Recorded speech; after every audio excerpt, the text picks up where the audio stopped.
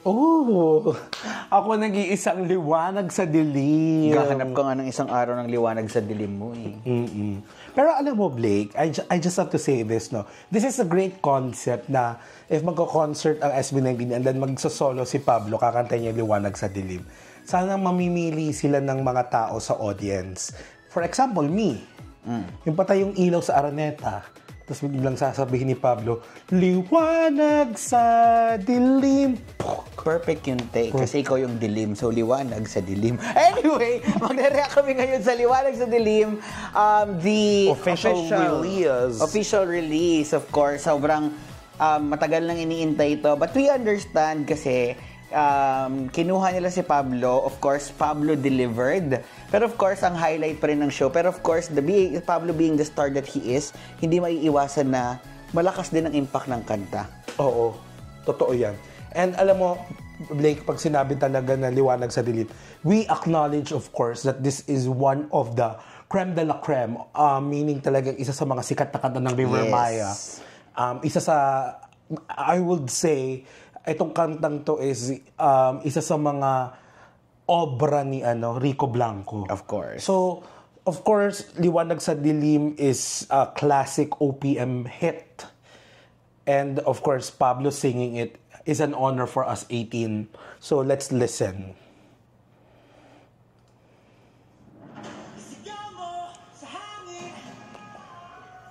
The effects.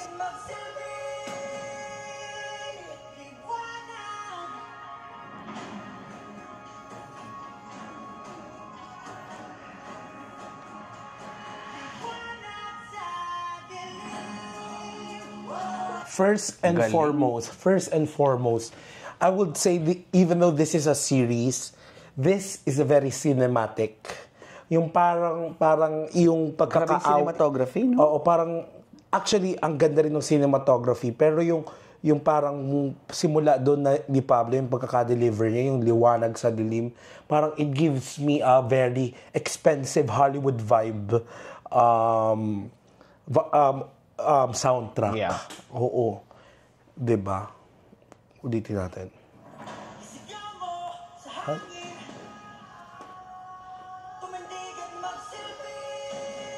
Wow.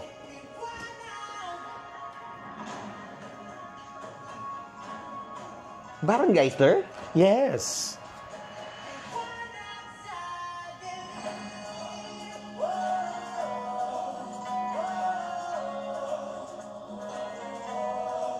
Do you hear that instrumental? Yeah. Na parang very actually yun yung parang I don't know if it's in the original kasi I haven't listened yung kay River Maya, pero gusto ko yung parang mga instrumental na parang indigenous yung ginamit, or parang yung mga Filipino instruments yung ginagamit.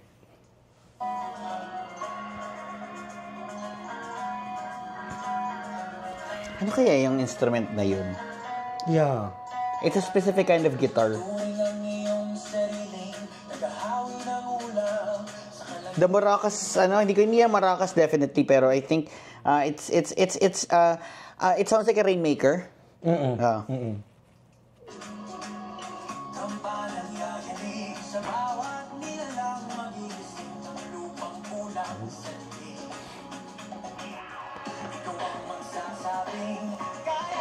Oh!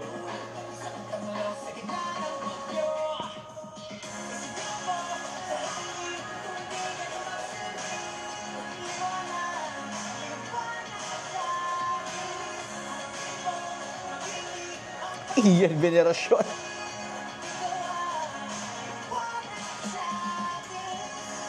Wow. Okay. I think what I like about this, yung sa chorus ng Liwanag sa Dilim na delivery ni Pablo, is he did not shy away from dun sa unique voice na meron si Pablo. Kasi sometimes we heard Liwanag sa Dilim many times as interpreted by River Maya. And of course, there's parang meron kang gut feel mo na ganun din yung pagkaka-deliver mo nung chorus Kasi yun yung iconic din sa kantang yan Pero gustong-gusto ko na parang in-employ ni Pablo yung sarili niyang he gave it his own. Kasi Pablo has a unique voice as well na parang yung mga bitaw niya ng mga yung ganon, yung husky voices. Yung actually enunciation din niya eh. Meron siyang sariling accent. Yung husky voices niya actually is very unique for him. A lot of people have these husky voices, but you know, Pablo, when you hear that husky voice na ganon yung tono, you know, napakasariling flavor niya to while still sticking to how it was originally sung. Yes, that's true.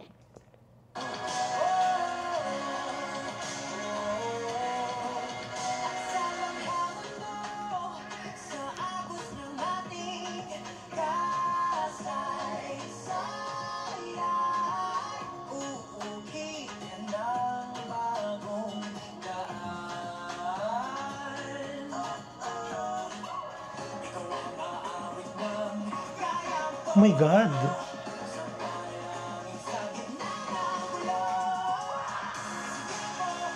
Okay, I think this is a gift that, ito talaga yung gusto ko sa mga solo singer.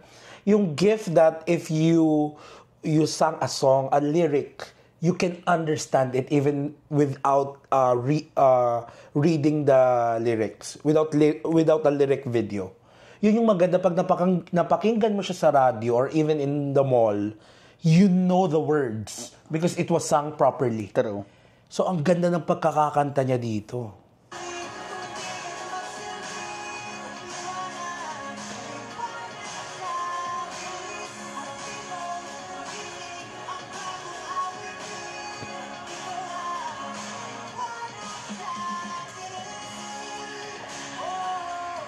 Oh.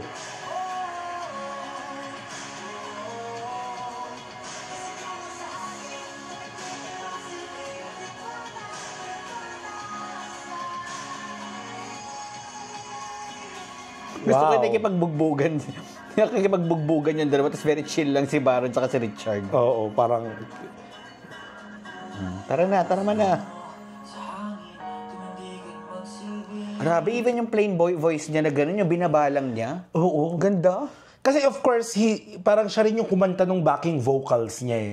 Pero yung pagkakakanta niya dito, somehow, it's Pablo but it's different. Yeah. Different. Pag pinakikinggan niyo yan, parang Pablo did something to change his usual voice. At yun yung gusto ko eh. Kasi you're establishing that you have parang range na hindi pa natin alam, hindi pa natin napapakinggan. At yun yung gusto ko. He doesn't have to sound Pablo all the time, but flavor of Pablo is there. The imprint of Pablo is still there.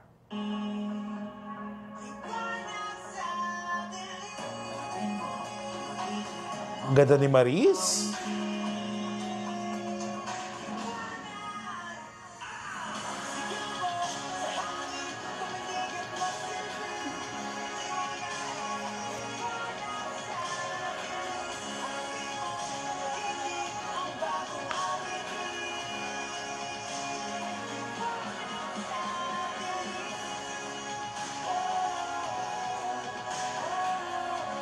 Guwapo ni Richard Gutierrez.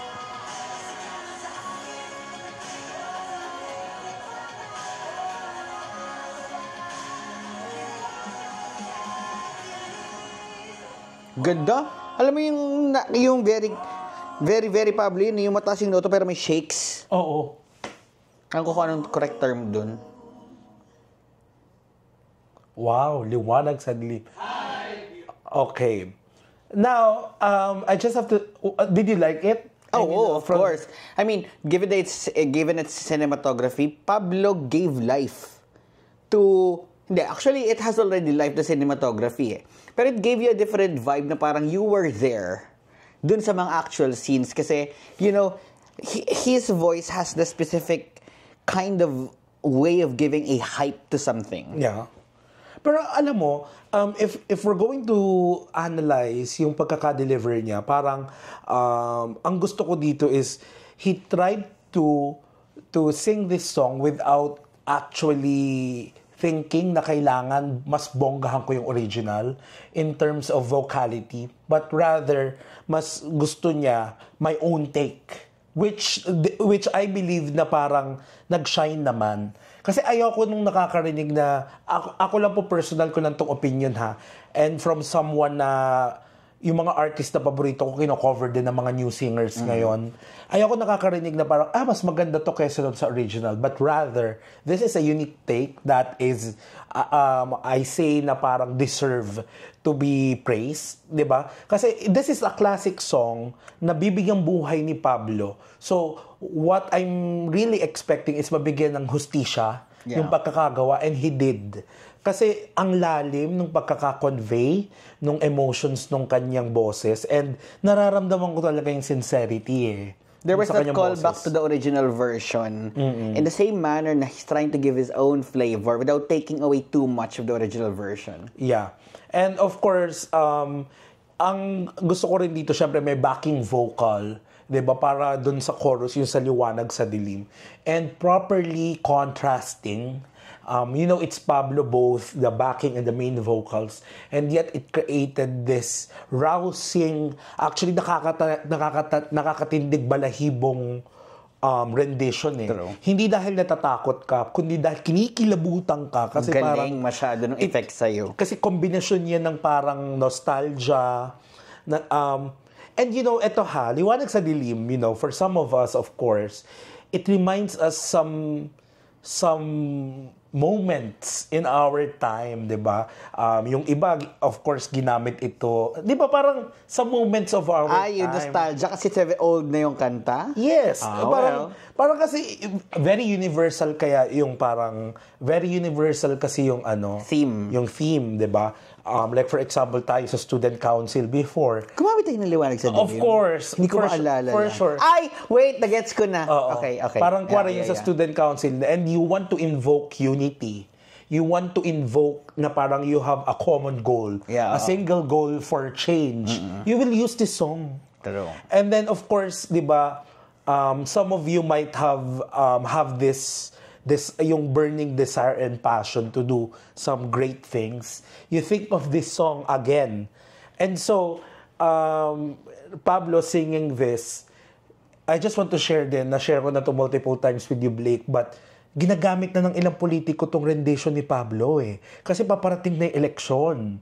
And ibig sabihin lang nun, one thing is, dapat magpaalam muna sila sa Viva, Star Records, Pablo, kay Rico Blanco, at sa lahat ng copyright owners nito before gamitin sa election. But secondly, nakikita mo doon na even tong mga politiko, this song is so powerful, the rendition of Pablo is so powerful na pwede siyang gamitin for a campaign. They trust. To instigate passion para bumoto. They trust this specific version, I guess, to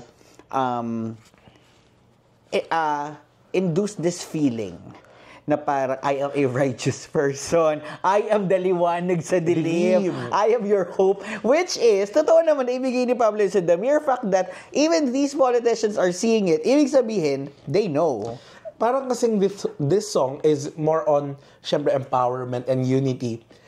There is parang somehow resilience then to the challenges na kinakaharap. And then more of hope. More of call to action. Parang sugod mga kapatid ang dating.